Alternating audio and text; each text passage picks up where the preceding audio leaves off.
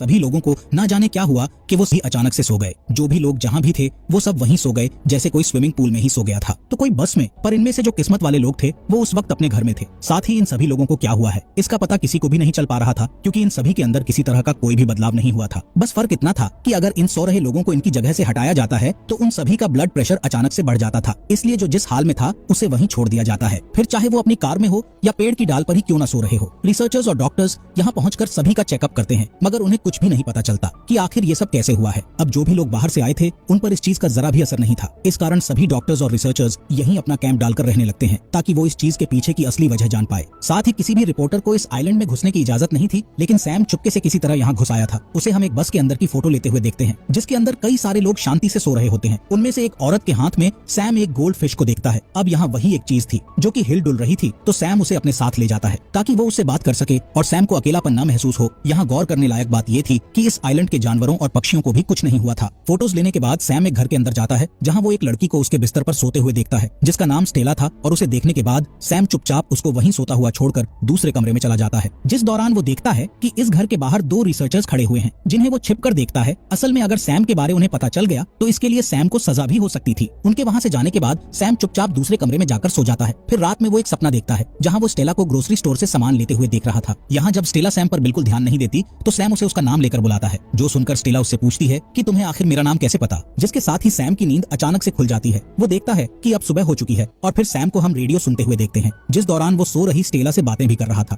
फिलहाल अब सैम तैयार होकर फिर से कुछ फोटोज लेने के लिए निकल जाता है। बाहर आकर वो एक आदमी को देखता है जो पेड़ पर ही आराम से सो रहा था। इसके बाद सैम एक चर्च में जाता है, जहाँ कई सारे लोग मौजूद थे। सैम उन सभी की फोटो लेने के बाद वहीं बैठ जाता है, जिस बीच अचानक से उसकी वहीं आंख लग जाती है और वो सपने में फिर से स्टेला को देखता है। दोनों एक दूसरे के सामने सामने बैठे हुए थे, जहाँ स्टेला सैम से पूछती है कि क्या तुम यहाँ पैसों की लालच की वजह से आए हो? अगर ऐसा है तो अभी यहाँ से लौट जाओ। इस पर सैम उससे बताता है कि मैं यहाँ पैसों के लिए नहीं बल्कि तजुर्बे के लिए आया हूँ, जिससे मुझे बाद में पैसा कमाने में मदद मिलेगी। सैम के इतना कहते ही उसकी नींद टूट जाती है और वो चुपचाप वापस घर आ जाता है, जहाँ वो स्टेला की चीजों को देखने लग जाता है, जिसमें से उसे स्टेला की एक डायरी मिलती है जिसे वो रोज लिखा करती थी। सैम उसकी इस डायरी को पढ़ने लग जाता है और जैसे जैसे वो इसे पढ़ता जा रहा था उसे ऐसा लग रहा था कि मानो वो स्टेला से और ज्यादा जुड़ता जा रहा हो। सपने में स्टेला अब उससे काफी अच्छी तरह बातें करने लग गई थी, जिससे सैम पूछता है कि तुम्हें इस लंबी नींद के दौरान क्या महसूस हो रहा है। इस पर वो बताती है कि कभी कभी तो सब कुछ एकदम शांत लगता है, लेकिन कभी ऐसा लगता है कि मैं किसी गहराई में लगातार गिरती जा रही हूँ। वो सैम से बताती है कि मैं सबसे आखिरी में सोई थी, शायद यही वजह थी कि मैं उस वक्त घर पर थी। बाकी सबसे पहले मैंने अपने पियानो टीचर को सोते हुए देखा था। वो पूरी क्लास के सामने अचानक से सो गए और उसके बाद से इस चीज ने यहाँ के हर एक आदमी को अपनी गिरफ्त में ले लिया। फिलहाल ये तो सपना था, लेकिन हकीकत में अगले दिन सैम फिर से बाहर जाता है, जहाँ वो एक जगह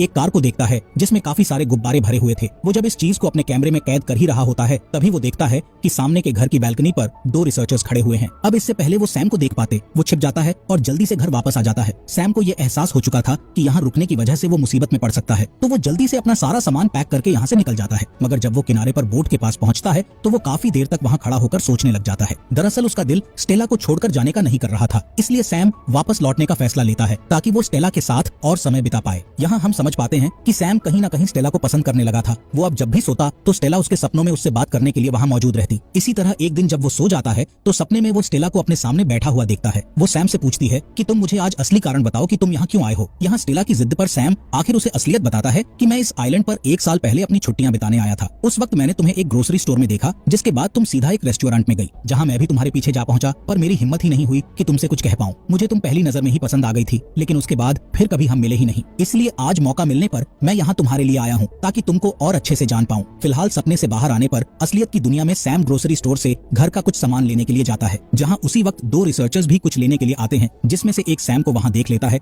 मगर सैम वहाँ सोने का नाटक करता है, जिसे चेक करने के बाद इन लोगों को जो भी लेना था वो लेकर चले जाते हैं। उनके जाते ही सैम वहाँ से अपने मतलब का सामान लेने के बाद काफी मजे करता है और फिर वो वहाँ सो रही कैशियर के पास सामान के पैसे रखकर चला जाता है। जब वो घर पहुँचता है तो सैम देखता है कि एटिक में भी कुछ सामान रखा हुआ है, इसलिए वो वहाँ जाकर देखता है तो उसके हाथ एक टेप रिकॉर्डर लगता है, जिसमें स्टेला ने अपनी पसंद और नापसंद के बारे में सब कुछ अच्छे से बताया था। कैसेटे का पहला साइड सुनने पर सैम को जानने को मिलता है कि स्टेला को काफी अजीब चीजें पसंद है, जैसे कि बिना सर की बार्बी डॉल, फ्लोटिंग फ्लेमिंगो और खास करके टाइपराइटर की आवाज उसे काफी ज्यादा पसंद है। इसलिए सैम स्टेला की सारी पसंद की चीजें लाकर रख देता है ताकि जब भी वो जागे तो ये सब देखकर काफी खुश हो। इसी के साथ स्टेला ने बताया होता है कि मुझे बीच पर एक लॉन्ग ड्राइव पे जाना अच्छा लगता है। ये बात सुनते ही सैम फिर से अपनी सपनों की दुनिया में चला जाता है, जहाँ वो देखता है कि स्टेला उसके साथ लॉन्ग ड्राइव पर जाने के लिए तैयार है, जिसके लिए स्टेला एक सोते हुए आदमी की कार में जाने को बोलती है, जिस पर सैम बोलता है कि हमें चोरी नहीं करनी चाहिए। लेकिन स्टेला का कहना था कि हम चोरी नहीं कर रहे हैं, बल्कि हम तो कुछ देर के लिए उसकी कार बोरो कर रहे हैं। अब यहाँ स्टेला की जिद के सामने सैम को झुकना पड़ता है और दोनों उस आदमी के घर घुसकर कार की चाबी लेकर आते हैं। ड्राइव के दौरान सैम देखता है